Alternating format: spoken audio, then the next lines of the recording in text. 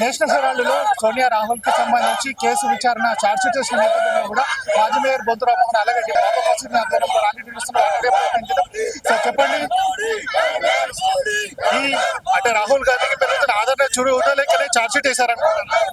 Definite గా రాజకీయ కక్షతోటే రాహుల్ గాంధీ సోనియా గాంధీ మీద మరి మోడీ ప్రభుత్వం బీజేపీ ప్రభుత్వం చేసే కుట్రలు ఏదైతే ఉన్నాయో అన్యాయంగా అక్రమంగా కేసులు పెట్టి కాంగ్రెస్ పార్టీని ఏది అణచాలని ప్రయత్నం చేసినా కూడా అంతకు రెండంతల మరి వేగంతో కాంగ్రెస్ పార్టీ డెవలప్ అయి తగిన గుణపాఠం మోడీకి బీజేపీ ప్రభుత్వానికి మరి తగిలే రోజులు తెలిసే రోజులు ముందున్నాయి. కాబట్టి మరి ఇలా దేశవ్యాప్తంగా మరి అలా ఈ బంద్లకు రాస్తారోకులకు నిరసనలకు పిలుపునియడం జరిగింది. మరి దేశం మొత్తం కూడా కాంగ్రెస్ శ్రేణులంతా కూడా ఉత్సాహంగా పాల్గొని మరి సోనియా గాంధీ పైన రాహుల్ గాంధీ పైన వచ్చే ఆరోపణలు అక్రమ కేసులు ఛార్జ్షీట్లు ఏదైనా తక్షణమే విత్డ్రా చేసుకోవాలని చెప్పి ఈ నిరసన మరి తెలియజేయడం జరుగుతుంది. ఈడీ ఆస్తులు అటాచ్ చేసుకోవడం జరుగుతుంది. 751 కోట్ల నాటి ఆర్థికంగా ఇబ్బందులు పెట్టాలని అనుకుంటున్నారు.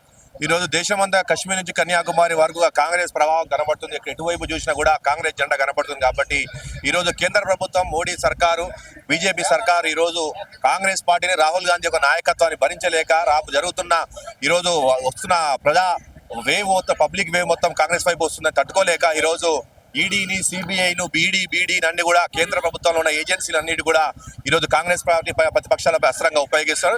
ఎంత చేసినప్పటికీ కూడా కశ్మీర్ నుంచి కన్యాకుమారి వరకు కూడా తప్పకుండా రాబోయే రోజుల్లో కాంగ్రెస్ పార్టీ అధికారంలో వస్తుంది.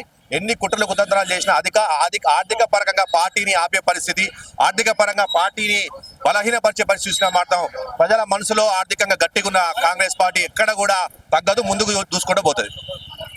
సో మొత్తంగా దీనికి సంబంధించి ఇప్పటి వరకు కూడా ఛార్జ్షీట్ కావచ్చు ఏదైతే ఈడీ వేయడం జరిగిందో వాటన్నింటినీ వెంటనే ఉపసంహరించుకోవాలని చెప్పడం జరుగుతుంది.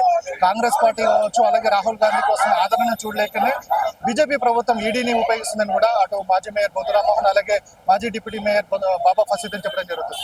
ప్రభాకర్తో గణేష్, సమయం టీవీ, హైదరాబాద్.